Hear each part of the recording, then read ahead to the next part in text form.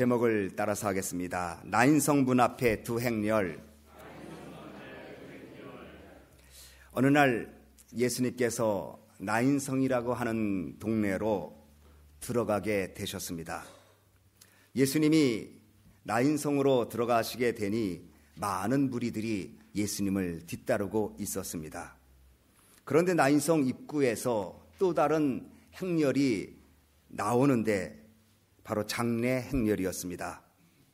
나인성에 살던 과부의 외아들이 죽게 되었고 그 일로 인해서 사람들은 그 과부를 불쌍히 여기고 또 안타까운 심정으로 그 죽은 외아들의 시신을 싼 관을 메고 장지로 행하는 장례 행렬이었습니다. 나인성으로 들어가는 예수님의 행렬은 기쁨과 감사와 은혜로 충만했는데 나인성에서 나오는 장례 행렬에는 슬픔과 고통과 죽음과 절망으로 가득 찬 행렬이었습니다.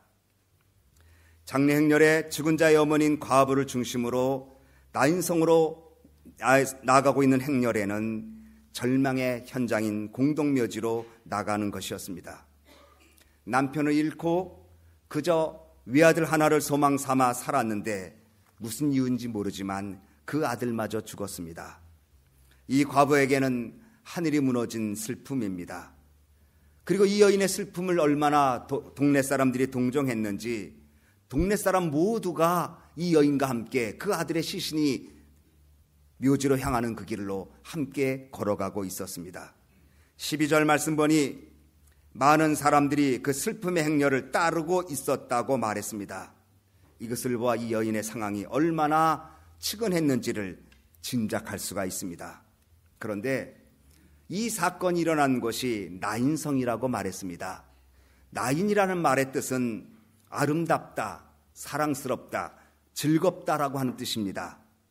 아름답고 즐겁고 사랑스러워야 될 나인에 슬픔과 절망과 고통이 있는 곳이 되었습니다. 죽음의 고통입니다. 이 여인의 장례 행렬의 모습은 어찌 보면 현대를 살아가는 우리들의 모습이기도 합니다. 에덴 동산은 기쁨의 동산인 곳인데 하나님 앞에 불순종함으로 말미암아 그 죄와 사망이 인간에게 들어왔고 진정 기쁨해야 될 에덴 동산에서 쫓겨나고 슬픔과 절망과 고통의 엉겅퀴가 가득한 곳을 살게 되고 있는 것, 바로 오늘 우리들의 모습입니다. 나인에서 살지만 나인이 아닌 즐거움과 기쁨과 그리고 사랑스러운 곳이 아닌 슬픔과 고통과 죽음의 땅에서 살고 있는 것입니다. 그런 행렬이 또 하나의 행렬을 만납니다. 11절 말씀 보니 예수님 행렬입니다. 예수님 앞에 서고 뒤에 따르는 무리들이, 많은 무리들이 나인이라고 하는 성으로 들어가고 있었습니다. 나인성 문 앞에는 두 행렬이 마주치게 되었습니다. 너무나 대조적인 행렬입니다. 한 행렬은 생명이신 예수님을 앞세우고 기쁨과 찬양 중에 기쁨의 성, 즐거움의 성 나인으로 들어가고 있고, 다른 행렬은 죽은 자를 걸머쥐고 기쁨과 슬픔과 기쁨과 즐거움, 아름다움 나인성에서 나와서 죽음과 고통의 장지로 나가고 있는 행렬입니다. 한 행렬은 나인성 밖으로 나가는 행렬이요, 한 행렬은 나인성 안으로 들어가는 무리들입니다. 슬픔을 가진 무리가 들어가고 있고 기쁨을 따르는 무리가 있었습니다. 죽음을 따르는 무리가 있었고 생명을 따르는 무리가 보입니다. 이 두 행렬은 마치 모든 인생길을 살아가는 우리들의 모습을 보여줍니다. 이 땅을 살아가는 사람들, 살아가는 모습은 다양하고 복잡하지만 크게 보면 결국은 두 개의 길 중에 한 길을 걸어갑니다. 하나는 믿음의 길이요, 하나는 멸망의 길입니다. 하나는 죽음의 길이요, 하나는 생명의 길입니다. 한 길은 세상을 따르는 길이요, 한 길은 예수님을 따르는 길입니다. 이 땅에 사는 많은 인생들이 살아가는 삶의 발걸음은 다르지만 결국 이 둘 중에 한 걸음을 택하여 가게 됩니다. 실존주의 철학자 하이데거는 사람을 허무와 죽음의 내동당이 친 인생이라고 표현했습니다. 솔로몬은 인생에게 임하는 일이 짐승에게도 임하나니 이들에게는 임하는 일이 일반이라. 다 동일한 호흡이 있어서 이에 죽음과 같이 저도 죽으니 사람이 짐승보다 뛰어남이 없으면 모든 것이 헛됨이로다. 이렇게 말했습니다. 허무와 죽음의 행렬이 있고 예수 그리스도를 따르는 생명과 은혜의 행렬이 있습니다. 여러분은 어느 행렬로 걷고 있습니까? 그런데 이 두 행렬이 나인성이라고 하는 그 성 입구에서 마주쳤습니다. 13절을 보니 주께서 과부를 보시고 불쌍히 여기사 울지 마라. 예수님께서 슬픔에 젖어 있는 이 과부를 보셨습니다. 수많은 사람들이 예수님 앞을 지나가고 뒤에서 따르고 있는데 유독 성경은 예수님이 여인을 봤다고 설명합니다. 과부는 당시 별로 주목받지 못하는 사람입니다. 사회적 영향력이 없는 사람입니다. 거기다가 아들까지 죽었으니 이 여인의 인생은 살았으나 죽은 것 같은 인생입니다. 그런데 예수님이 이 여인을 보셨습니다. 예수님은 오늘 누구를 주목합니까? 슬픔에 잡혀있는 한 연약한 사람을 예수님이 주목합니다. 누구보다도 위로가 필요하고 누구보다도 도움이 필요한 사람에 예수님은 시선을 두십니다. 만약에 예수님이 이 여인을 붙잡아 주지 않으면 살 수 없는 여인입니다. 더 이상 인생에 갈 것 없는 절벽길에 버틸 것 없는 여인을 주님이 바라보고 계십니다. 이 상황에서 여인만큼 예수님이 필요한 사람이 어디 있겠습니까? 바로 예수님이 그 여인을 보셨습니다. 아마 우리 중에도 예수님이 봐주길 원하는 사람 있을 것입니다. 그렇다면 예수님 앞에 절박한 심령을 보여줘야 합니다. 예수님이 아니면 할 수 없습니다. 예수님이 아니면 도울 자가 없습니다. 예수님 저를 긍휼히 여기소서, 이런 마음 가진 사람을 주님이 바라보는 줄 믿으시기 바랍니다. 복음서에 나오는 많은 기적들은 당사자나 주위 사람들이 예수님께 간청해서 기적을 행해 주셨습니다. 그런데 오늘 본문 말씀에는 누구도 예수님께 이 과부를 불쌍히 여겨달라고 말한 사람 없습니다. 그런데 예수님이 그 행렬을 보시고 그리고 과부를 불쌍히 여겼다고 말씀합니다. 우리는 때때로 아무에게도 무엇이라도 어떻게 할지 모르는 상황 속에 주님이 보고 계시다는 사실을 우리는 믿어야 합니다. 비록 호소하지 못하고 간구하지 못하는 답답함을 갖고 있어도 바로 그 순간에 주님은 우리를 보고 계시다는 사실을 우리는 알아야 합니다.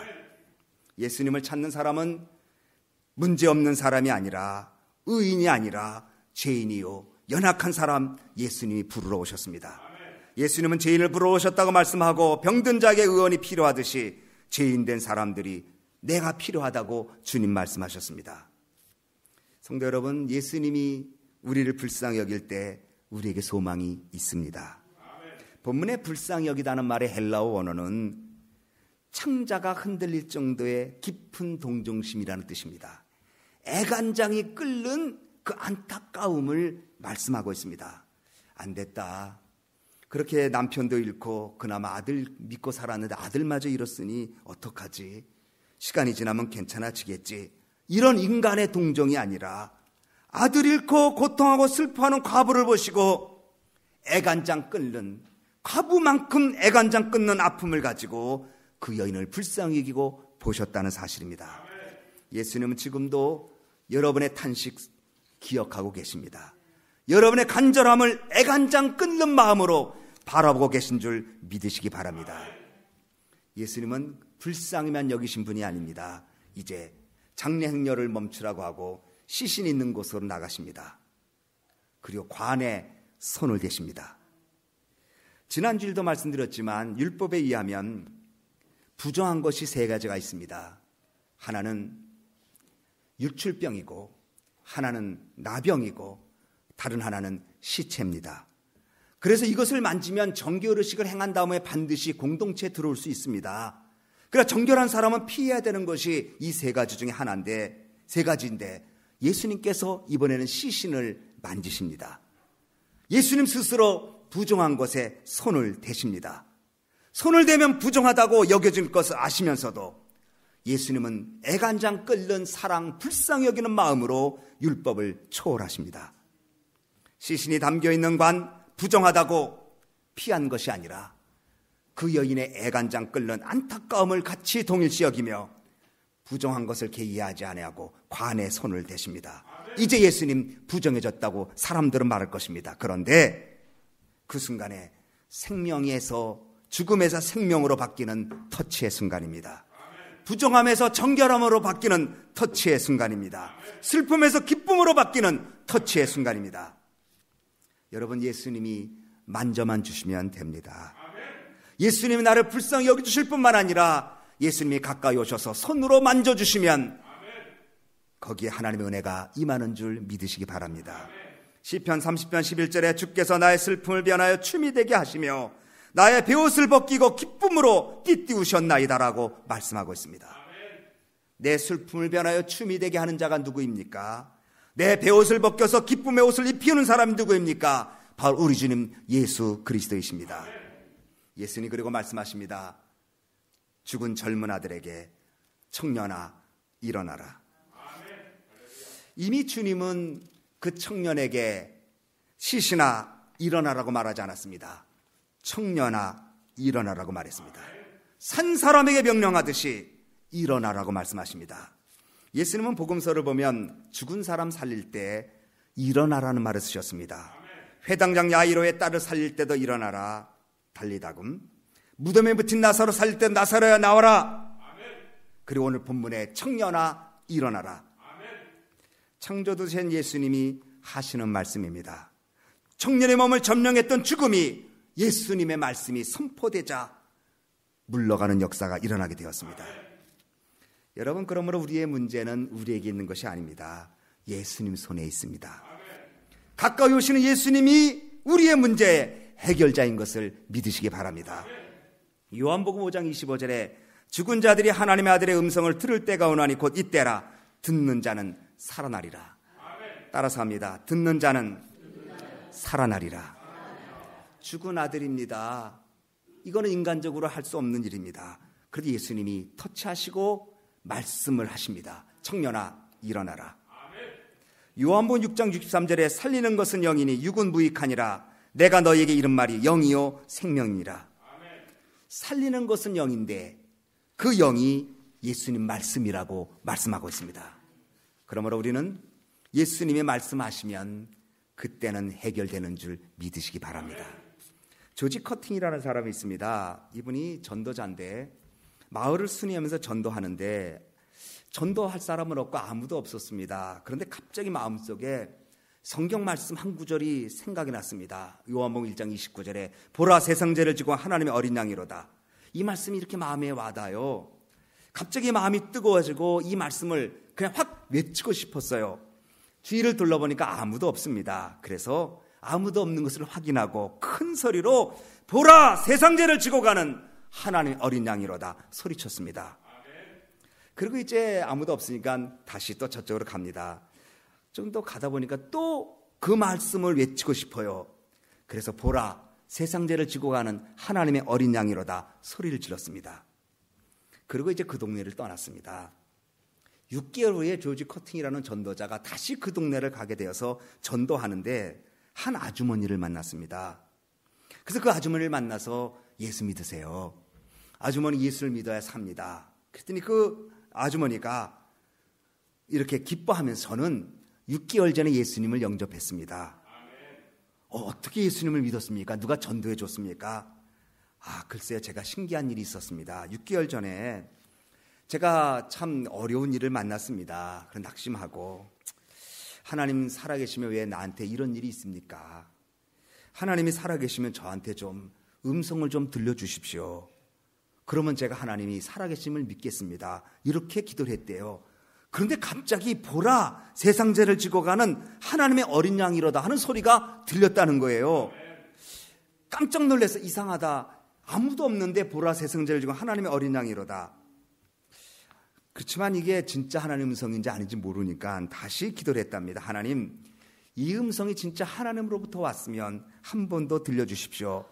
하고 또 있는데 조금 있다가 보라 세상 죄를 지고 가는 하나님의 어린 양이로다 말씀이 들렸습니다.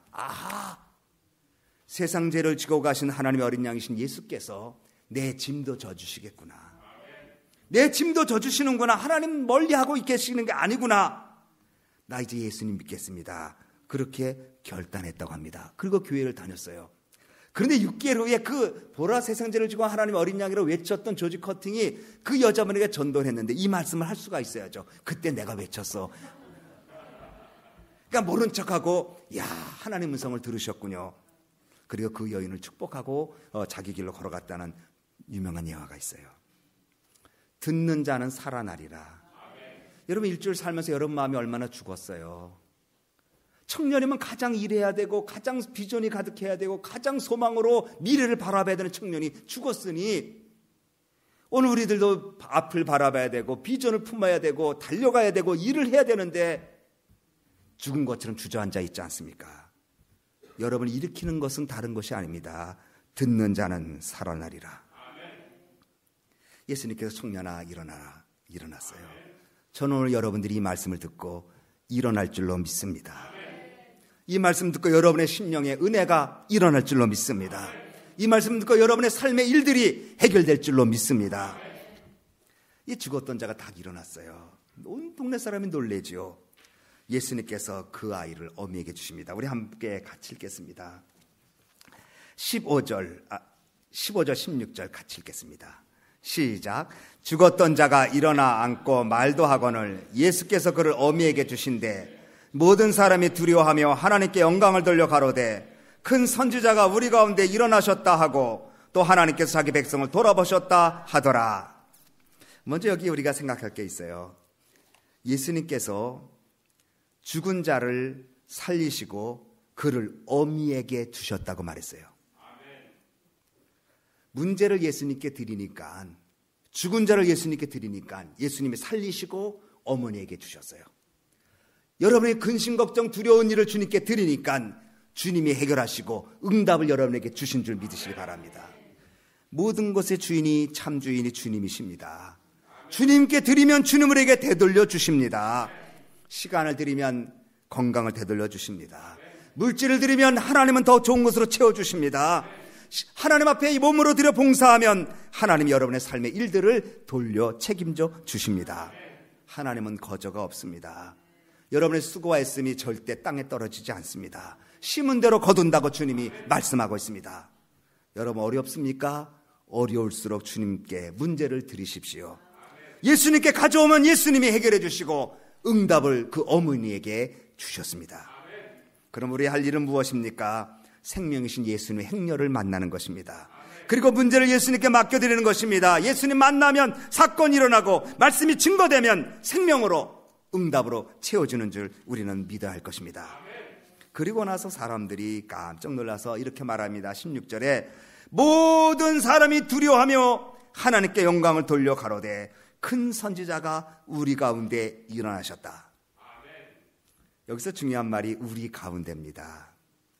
하나님이 큰 선지자 되신 우리 예수님이 여러분 가운데 있는 줄 믿으시기 바랍니다. 우리의 삶의 현장 가운데 계시는구나. 밖에 계시고 멀리 계시고 우리가 관계없는 곳에 있는 것이 아니라 내 삶의 현장 가운데 함께 계시는구나. 큰 선지자가 우리 가운데 일어나셨다. 두 번째는 하나님께서 자기 백성을 돌아보셨다.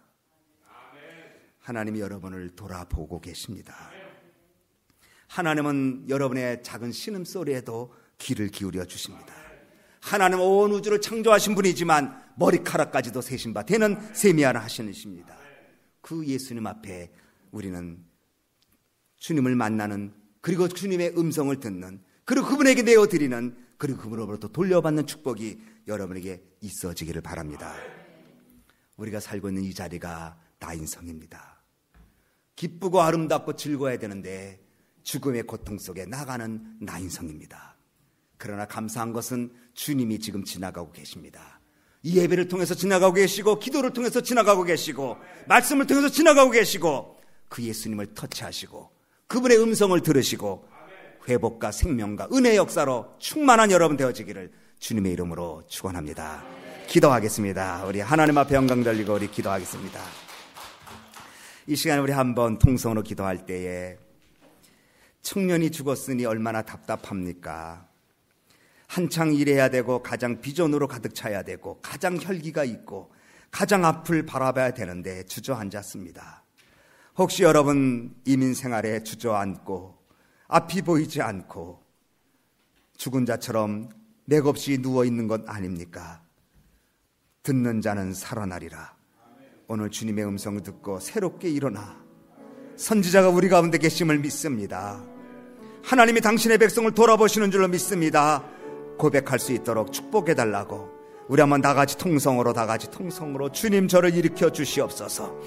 나인성 앞에서 주님을 만나서 일으켜서 기쁨을 준 그 주님 저를 일으켜 달라고 우리 다같이 통성으로 기도하겠습니다. 사랑과 은혜가 풍성하신 고마우신 하나님 아버지, 우리는 나인성에 살고 있는데 정말 기쁘고 즐겁고 아름다워야 하는데 죽음과 고통에 그래서 괴로움과 낙심으로 누워있는 것은 아닙니까? 이 시간에 하나님 주님의 행렬을 만나기를 원합니다. 주님이 지나가실 때에 주님의 음성 듣기를 원합니다.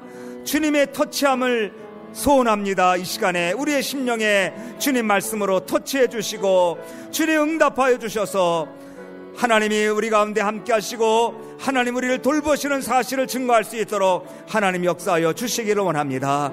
오 예수님 사순절 기간을 지나면서 하나님 아버지 부정한 여인이 정결하게 되었고 죽은 과부의 아들이 살아난 것처럼 우리도 살아나서 하나님 앞에 영광 돌릴 수 있도록 우리 심령에 주의 말씀이 임하게 하시고 주의 능력이 함께하여 주시고 주의 새롭게 하심이 저희를 충만하게 채워 주시옵소서. 하나님 아버지 우리 성도님들을 국률 여겨 주옵소서.